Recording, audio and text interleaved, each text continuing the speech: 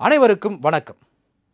எவ்வளவோ குற்ற சம்பவங்கள் நாள்தோறும் அரங்கேறிக் கொண்டுதான் இருக்கிறது. ஆனால் அவற்றை ஒரு செய்தியாக படித்து இன்றைக்கு காலம் கெட்டுப்போச்சு என்று எந்த குற்றத்தையும் அப்படியே கடந்து சென்று விடுகின்றோம். ஒரு வகையில் அதிக அளவிலான குற்றங்கள் சமூகத்தை மறத்து போக செய்திருக்கிறது. ஆனால் பெண் குழந்தைகள் மீதான பாலியல் கொலை குற்றங்கள் எப்படிப்பட்ட கல்நெஞ்சம் கொண்ட ஆட்களையும் ஒரு கணம் அசைத்து பார்த்து விடுகிறது. ஏன் கொதிப்படைய செய்கிறது, கண்ணீர் விட்டு அழ வைக்கிறது. ஒரு சமூகத்தின் கோபத்தை தூண்டி அனைவரையும் கொலை செய்ய தூண்டுகிறது. அதனால் இந்த கொடூரத்தை செய்தவன் மீது கடுமையான நடவடிக்கை எடுக்க கோரி போராட்டங்களில் ஈடுபடுவதோடு அந்த குற்றவாளிக்கு தூக்கு தண்டனையும் கேட்டு வீதிக்கு வந்து போராடுகின்றனர். இன்னும் சிலரோ மனதில் தேக்கி வைத்த ஆத்திரத்தை தீர்க்க குற்றவாளிகளை தாக்கவும் கூட தயங்குவதில்லை. இப்படித்தான் கோவை துடியலூரில் சிறுமி ஒருவர் பாலியல் வன்புணர்வு செய்யப்பட்டு கொல்லப்பட்ட சம்பவத்தில் கைதான குற்றவாளியை காவல்துறையினரும் மீறி பொதுமக்கள் சுற்றி வளைத்து தாக்கிய சம்பவத்தை பற்றி இன்றைய கோப்பியம் நிகழ்ச்சியில் விரிவாக பார்க்கலாம்.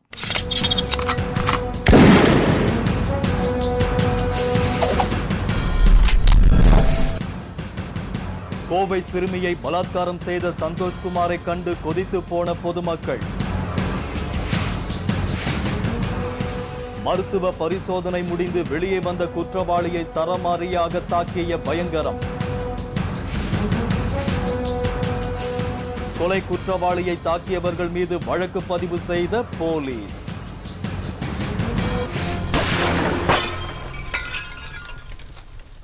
இன்று பெண் குழந்தையை பெற்றவர்களின் மனநிலை என்பது பரிதாபமாக இருக்கிறது. ஒவ்வொரு திருமணமான தம்பதியும் தங்களுக்கு ஒரு பெண் குழந்தையாவது வேண்டும் என்று ஆசைப்படுகின்றனர். அவையெல்லாம் அந்த குழந்தைகள் வளரும் வரைதான். கொஞ்சம் வளர்ந்து பள்ளி செல்ல ஆரம்பித்தாலே ஒரு அச்சம் வந்து அவர்களை பிடித்து கொள்கிறது. சொந்தக்காரர்கள் தெரிந்தவர்களிடம் கூட கவனமாக நடந்து கொள்ள கற்றுக் கொடுக்கக்கூடிய சூழல் இன்று உருவாகி இருக்கிறது. அக்கம் பக்கத்தில் சென்று விளையாடக்கூட விட முடியாத அளவிற்கு கண்காணித்து கொண்டே இருக்க வேண்டியதாக இருக்கிறது. குழந்தைகளுக்கு குட் டச் பேட் டச் சொல்லித்தர வேண்டும் என சொன்னாலும் இன்னும் கூட பல பெற்றோர்களுக்கு அதை பற்றிய விழிப்புணர்வு கொஞ்சம் கூட இல்லை. அப்படியே இருந்தாலும் எப்படி சொல்லித் தருவது என்று தெரியாத சூழல் என ஒரு அவல நிலையில் பெற்றோர்கள் வாழ்கிறார்கள். இப்படி பெண் குழந்தைகளை பெற்றவர்கள் பயப்பட காரணம் சமூகத்தில் மனிதர்கள் என்ற பெயரில் அலைந்து கொண்டிருக்கும் கொடூரமான எண்ணம் படைத்த சிலரால் தான் என்பது வேதனை. இந்த சூழ்நிலையில் கோவையில் பெண் குழந்தை ஒன்று பாலியல் வன்புணர்வு செய்யப்பட்டு கொல்லப்பட்ட சம்பவத்தில் நடந்து வரும் விசாரணையில் உள்ள உண்மைகள் என்ன, அதன் பின்னணி என்ன என்பதை பற்றி இப்போது பார்ப்போம். கடந்த 25ஆம் தேதி கோவை துடியலூர் அருகே 7 வயது சிறுமி பாலியல் பலாத்காரம் செய்து கொல்லப்பட்ட சம்பவம் தமிழகத்தையே உலுக்கிய நிலையில் இந்த கொலை தொடர்பாக தொண்டாமுத்தூர் உளியம்பாளையத்தை சேர்ந்த சந்தோஷ்குமார் என்பவரை போலீசார் கைது செய்து சிறையில் அடைத்தனர். இந்த சூழ்நிலையில் மருத்துவ பரிசோதனைக்காக சந்தோஷ்குமாரை போலீசார் கோவை அரசு மருத்துவமனைக்கு அழைத்து வந்த பொழுது பொதுமக்கள் அவன் மீது கொலைவெறி தாக்குதல் நடத்திய பரபரப்பு சம்பவத்தை பற்றி இப்பொழுது பார்ப்போம். போலீஸ் காவலில் இருந்த சந்தோஷ்குமாரை மருத்துவ பரிசோதனைக்காக கோவை அரசு மருத்துவமனைக்கு அழைத்துச் செல்ல முடிவு செய்த போலீசார் இதற்காக நீதிமன்றத்தில் மனு தாக்கலும் செய்திருந்தனர். இந்த மனுவை விசாரித்த நீதிமன்றம் பரிசோதனைக்கு அனுமதி வழங்கியதை தொடர்ந்து கடந்த வியாழக்கிழமை மதியம் 2 மணியளவில் கோவை அரசு மருத்துவமனைக்கு சந்தோஷ்குமாரை மருத்துவ பரிசோதனைக்காக போலீசார் அழைத்துச் செல்ல முடிவு செய்தனர். அதன்படி மருத்துவ பரிசோதனை செய்வதற்காக சந்தோஷ்குமாரை கோவை அரசு மருத்துவமனைக்கு அழைத்து வந்த போலீசார் மருத்துவமனையில் கூட்டம் அதிகமாக இருந்ததால் முதலில் சந்தோஷ்குமாரை காரில் இருந்து கீழே இறக்கவே தயக்கம் காட்டினர். பின்னர் மருத்துவமனை அதிகாரிகள் மற்றும் மருத்துவர்களிடம் கலந்து பேசியதுடன் குற்றவாளி மீது பொதுமக்கள் பயங்கர கோபத்தில் இருப்பதால் வழக்கமாக பரிசோதனை செய்யும் இடத்தில் செய்ய வேண்டாம் என்றும் கேட்டுக்கொண்டனர். கோயம்புத்தூர்ல துடியலூருக்கு பக்கத்துல பன்னிமடை அப்படிங்கிற பகுதியில் ஒரு 6 வயது குழந்தை, அரசு பள்ளி மாணவி, முதல் வகுப்பு மாணவி, அறிவாற்றல் மிகுந்த குழந்தை. அவளோட நோட்லாம் எடுத்து பார்த்தா நம்மளால அந்த துயரத்தை செரிக்க முடியல. அவ்வளவு அறிவாற்றல் மிகுந்த ஒரு அழகு பிள்ளைய பாலியல் வன்கொடுமை செஞ்சு செதைச்சு போட்டு கொலை செஞ்ச ஒரு கொடுமையான விஷயத்தை கடந்த வாரம் முழுவதும் பேசி தீர்த்துட்டோம்னு நினைக்கிறேன். பேசினாங்களான்ற கேள்வியும் கூடவே இருக்குது. நான் அவங்க வீட்டுக்கு போய் பார்த்தபோது மேலே ஓடு சுற்றிலும் தகரச்சுவர், அப்படி ஒரு அடித்தட்டு நிலைமையிலேருந்து எப்படியாவது இந்த பிள்ளைகளை படிக்க வச்சு கொண்டு வந்துடணும்னு இந்த தாய் 2 பிள்ளைகளோட போராடிக்கிட்டு இருந்த போது தான் இது நடந்திருக்கு. என்ன நடந்துச்சு யாருன்னே கண்டுபிடிக்க முடியலன்னு 5 நாளாக பேசி முடித்து கடைசியில் இப்போ சந்தோஷ் அப்படிங்கிற ஒரு கொடுமைக்காரனை கைது பண்ணி இவன் தான் பண்ணியிருக்கான், அவனே ஆமா நான் தான் செஞ்சேன் அப்படின்னு சொல்லி வாக்குமூலம் கொடுத்துருக்கிறதாக செய்திகள்லாம் பார்க்குறோம். அந்த போஸ்ட்மார்ட்டம் ரிப்போர்ட் வெளியான போது நம்மளால் இந்த நாட்டில் வாழ்ந்துட்டு இருக்கிறோமா, இது வந்து நாடுதானா அப்படிங்கிற ஒரு கேள்வி நம்மளால் மறுக்கவே முடியல. சில வழக்குகள் பல்வேறு சர்ச்சைகளையும் மக்களிடம் கொந்தளிப்பையும் ஏற்படுத்தி விடுவதால் பொதுமக்கள் ஏதாவது அசம்பாவிதம் நடந்துவிடக்கூடிய சூழல் ஏற்பட்டுவிடக்கூடாது என்பதற்காக காவல்துறையினர் பல முன்னெச்சரிக்கை நடவடிக்கைகளை எடுக்க வேண்டியிருக்கிறது. குற்றம் சாட்டப்பட்டு விசாரணையில் இருக்கும் அந்த பயங்கர குற்றவாளி நீதிமன்றத்திற்கோ அல்லது மருத்துவ பரிசோதனைக்கோ அழைத்து செல்லப்படும் போது வழக்கமான வழிகளை பின்பற்றாமல் யாருக்கும் தெரியாமல் இரகசியமாக அழைத்து வருவார்கள். இதேபோல்தான் கோவையில் சிறுமியை கொன்ற கொலை குற்றவாளியான சந்தோஷை வழக்கமான இடத்தில் வைத்து மருத்துவ பரிசோதனை செய்யாமல் பிரேத பரிசோதனை அறைக்கு அவரை அழைத்து சென்று பரிசோதனை மேற்கொண்டதாக கூறப்படுவதை பற்றி இப்போது பார்ப்போம். போலீசாரின் கோரிக்கையை ஏற்ற மருத்துவர்களும் சந்தோஷ்குமாருக்கு வழக்கமான இடத்தில் பரிசோதனை மேற்கொள்ளாமல் பிரேத பரிசோதனை அறைக்கு அவரை அழைத்துச் சென்று பரிசோதனை மேற்கொண்டனர். இதற்கிடையே அரசு மருத்துவமனைக்கு சந்தோஷ்குமார் வந்த விஷயம் எப்படியோ மருத்துவமனை வளாகம் முழுவதும் கசிய தொடங்கியது. இதைத் தொடர்ந்து ஆவேசமடைந்த பொதுமக்கள் சிலர் சந்தோஷ்குமாரை அழைத்து வந்த வாகனத்தின் அருகே பதுங்கி காத்திருந்தனர். இந்த நிலையில் பரிசோதனை முடிந்து சந்தோஷ்குமார் வெளியே வந்தவுடன் 6 வயசு குழந்தையை கொடூரமாக கொன்றவனை மன்னிக்கவே கூடாது என்று கையில் கிடைத்த பொருட்களால் அவனை கண்மூடித்தனமாக தாக்கத் தொடங்கினர். இதனை சற்றும் எதிர்பார்க்காத போலீசார் ஒரு கட்டத்தில் சந்தோஷ்குமார் உயிருக்கு ஆபத்து ஏற்பட்டு விடுமோ என்று அஞ்சி அவனை அரண் போல சூழ்ந்து நின்று பொதுமக்களின் தாக்குதலில் இருந்து காப்பாற்றினர். பின்னர் ஒரு வழியாக அவனை பத்திரமாக காரில் ஏற்றி சிறைக்கு கொண்டு சென்றனர். சந்தோஷ்குமாருக்கு பலத்த காயம் எதுவும் ஏற்படாத பொழுதும் அவரை தாக்கியவர்கள் குறித்து விசாரணை நடத்தி வருவதாக போலீசார் தெரிவித்தனர்.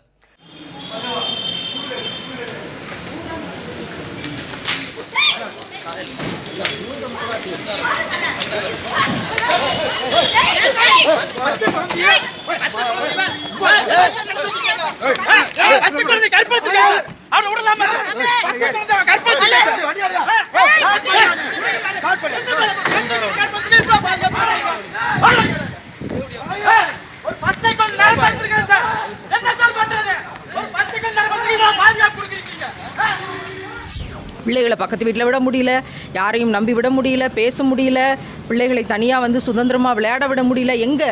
வெளியில் இல்லை, வீட்டுக்கு வெளியில், வீட்டுக்கு முன்னாடி அப்படி கூட விட முடியாத சூழலை தொடர்ந்து 7 மாதமாக பார்த்துட்ருக்கேன். 7 மாதமாக 9 பிள்ளைகள் அங்கே இங்கேன்ட்டு தொடர்ந்து பாலியல் வன்கொடுமை, கொலைகள் எல்லாம் அரசு பள்ளி குழந்தைகள், ஏழை பிள்ளைகள்.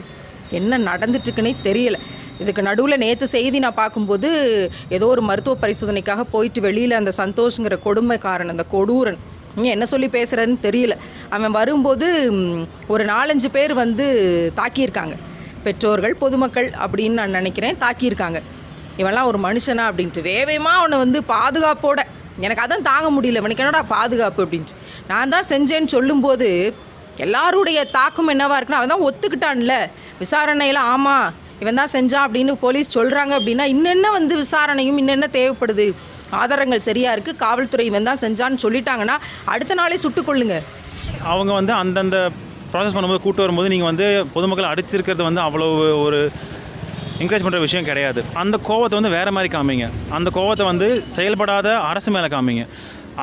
அரசோட அந்த அரசாணை, அப்புறம் வந்து இந்த தண்டனைங்கிறது வந்து ஒரு தூக்கு தண்டனை கொடுத்தாங்கன்னா அது வந்து கொடுத்த 1 மாதத்தில் வந்து அதை நிறைவேற்றணும். தண்டனைங்க இப்போ வந்து சலுகைகள் வந்து அது மட்டும் உங்களுக்கு உடனே போய் சேரணும்னு கேட்குறீங்க, தண்டனை மட்டும் ஏன் போய் சேர மாட்டேங்குது? அதை முதல்ல வந்து உங்கள் கோவத்தை அங்கே காமிங்க, அங்கே போராடுங்க. அதை விட்டுட்டு ஒரு தனி மனுஷன் அடிக்கிறது வந்து அந்த அளவுக்கு நல்லதில்லை. எந்த சூழலிலும் எந்த காரணத்திற்காகவும் ஒரு நபரோ அல்லது குழுவினரோ சட்டத்தை தங்கள் கைகளில் எடுத்துக்கொள்ளக்கூடாது. ஒரு குற்றவாளி என்னதான் சமூகத்தையே அச்சுறுத்தக்கூடிய வகையில் குற்றங்களை செய்திருந்தாலும் அந்த நபருக்கு தண்டனை தர நீதிமன்றங்கள் இருக்கிறது. என்னதான் தாமதமாக தீர்ப்பு வந்தாலும் அவை எப்போதும் நியாயமான தீர்ப்புகளை வழங்கும். அப்படி சட்டத்தை மதிக்காமல் நியாயத்திற்காகவே வன்முறையில் ஈடுபட்டாலும் அது முற்றிலும் தவறான ஒரு செயல். இந்நிலையில் சந்தோஷ்குமார் மருத்துவமனைக்கு அழைத்து செல்லப்படும் போது அவரை பொதுமக்கள் சிலர் தாக்கினர். அவர்களில் சிலர் மீது 4 பிரிவுகளின் கீழ் வழக்கு பதிவு செய்யப்பட்டுள்ளதாக கூறப்படுவதை பற்றி இப்போது பார்க்கலாம். சந்தோஷ்குமாரை தாக்கிய இளைஞர்கள் தங்கள் மீது என்ன மாதிரியான நடவடிக்கை எடுத்தாலும் பரவாயில்லை, ஆனால் அவனை எங்கு பார்த்தாலும் தாக்குவோம் எனவும் அதனால் என்ன விளைவுகள் ஏற்பட்டாலும் அதை எதிர்கொள்வோம் எனவும் தெரிவித்தனர். இந்த சம்பவம் கோவை அரசு மருத்துவமனை வளாகத்தில் சிறிது நேரம் பரபரப்பை ஏற்படுத்தியது. இந்த நிலையில் சந்தோஷ்குமாரை தாக்கிய விவகாரத்தில் தமாமுகவினர் 4 பேர் மீது வழக்கு பதிவு செய்யப்பட்டுள்ளது. போலீசாரை பணி செய்ய விடாமல் தடுத்தல் உட்பட 4 பிரிவுகளின் கீழ் ஜலாலுதீன், நசீர், பன்னா அபு உட்பட 4 பேர் மீது வழக்கு பதிவு செய்யப்பட்டுள்ளதும் குறிப்பிடத்தக்கது. இந்நிலையில் கோவையில் போதைப் பொருட்களின் விற்பனை அதிகமாக இருந்து வருவதுதான் இதுபோன்ற பாலியல் வன்கொடுமைகள் பெருகுவதற்கு காரணம் என்று பொதுமக்கள் தெரிவிக்கின்றனர். அது மட்டுமின்றி இந்த போதைப் பொருட்கள் விற்பவர்களின் கைப்பாவையாக காவல்துறை மாறியிருப்பதாகவும், காவல்துறையின் அலட்சியத்தால் தான் இத்தகைய சம்பவங்கள் அதிக அளவில் நடைபெறுகிறது என்றும் வேதனையுடன் தெரிவிக்கின்றனர். அது மட்டுமின்றி சிறுமியின் கொலை வழக்கில் கைது செய்யப்பட்ட நபரின் பாட்டியும் சம்பவம் நடந்த அன்று உயிரிழந்திருப்பது சந்தேகத்தை ஏற்படுத்தி இருப்பதாகவும், எனவே பாட்டியின் உடலை பிரேத பரிசோதனை செய்ய வேண்டும் என்றும், இந்த வழக்கில் ஒருவரை மட்டுமே கைது செய்து மற்றவர்களை காப்பாற்ற காவல்துறை முயற்சிக்கிறதோ என்ற சந்தேகமும் அப்பகுதி மக்களிடையே எழுவதாக தெரிகிறது. இன்னும் அவன் முகத்தை மூடிட்டு போக வேண்டியிருக்கு. என் பையன் சொல்றான், 3வது படிச்சுக்கிட்டு இருக்கான், நடு ரோட்டில் நிற்க வச்சு சுட்டு கொள்ளுங்க, ஏன்டா தம்பி இப்படி சொல்கிற அப்படின்னா, அவனை உள்ளே விட்டால் இன்னும் அவன் நிறையா சேட்டை பண்ணுவான்லம்மா அப்படின்னு அவனுடைய மொழி வழக்கில் சொல்கிறான்.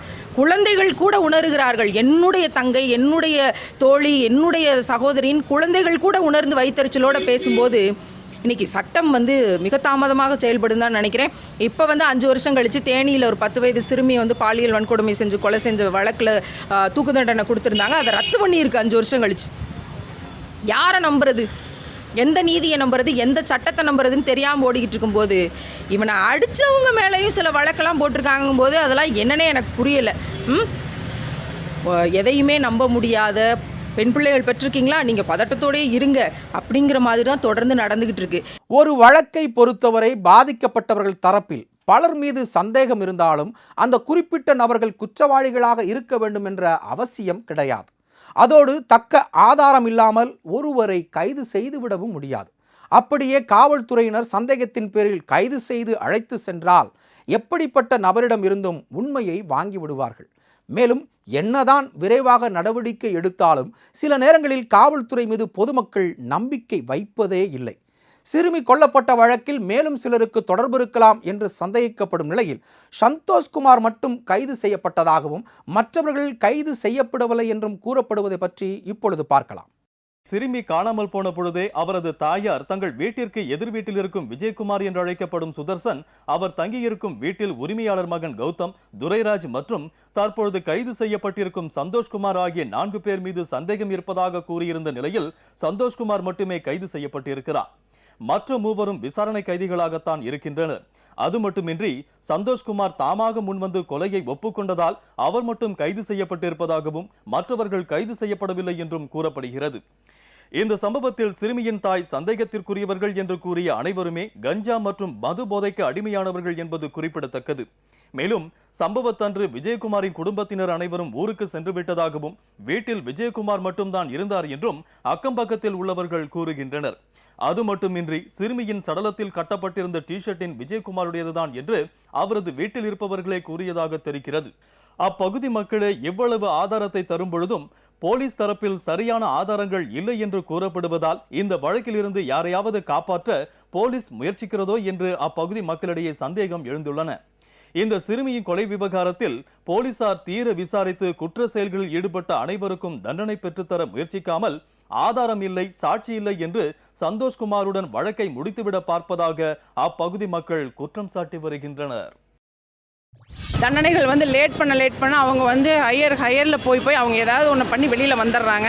இது நடக்காமல் பார்த்துக்கிறது அரசாங்கத்தோட கையில் இருக்குது. இப்போ நாங்கள் சொல்கிறது எந்த அளவுக்கு ரீச் ஆகுன்னு எங்களுக்கு தெரியல. ஏன்னா நாடே இப்போது எலெக்ஷன் மும்முரத்தில் இருக்காங்க. எந்த அளவுக்கு ரீச் ஆகுன்னு எங்களுக்கு தெரியல. இருந்தாலும் எங்களுக்கு சொல்ல வேண்டிய ஒரு சின்ன பொறுப்பு இருக்குது இந்த சமூகத்தில். அதுக்காக சொல்கிறோம்.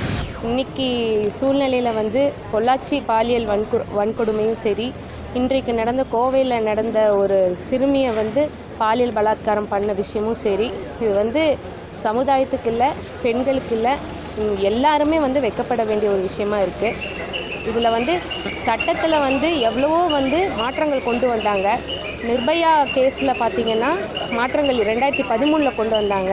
இந்த மாதிரி கூட்டு பாலியல் வன்முறை, அதாவது கேங் ரேப், இதை செய்கிறவங்களுக்கு மரண தண்டனை வரைக்கும் கொடுக்கலாம் அப்படிங்கிறத கொண்டு வந்தாங்க. ஆனால் இன்றைக்கி அதையும் மீறி இந்த விஷயம்லாம் நடந்துகிட்ருக்கு அப்படின்னா அதோடைய தாக்கம் யாருக்கும் நீ போய் சேர்ந்து அடையலைங்கிறது தான் விஷயம். சிறுமி கொலை வழக்கில் குற்றவாளியை கைது செய்ய கோரி துடியலூர் மற்றும் அதனை சுற்றியுள்ள கிராம மக்கள் தொடர்ந்து போராட்டங்கள் மற்றும் சாலை மறியல்களில் ஈடுபட்டனர். மேலும் தங்கள் பகுதிகளுக்கு வாக்கு சேகரிக்க வந்த வேட்பாளர்களை விரட்டி அடித்ததோடு பாதிக்கப்பட்ட குழந்தைகளுக்கு சரியான நீதி கிடைக்காவிட்டால் வரும் தேர்தலை புறக்கணிப்போம் என்றும் எச்சரிக்கை விடுத்தனர். கொதித்து போயினர். இந்த அச்சுறுத்தலுக்கு பின்னரே சந்தோஷ்குமார் கைது செய்யப்பட்டதாக அறிவிக்கப்பட்டார். இவர் பிரபல அரசியல் கட்சியை சேர்ந்தவர் என்றும் கூறப்படுகிறது.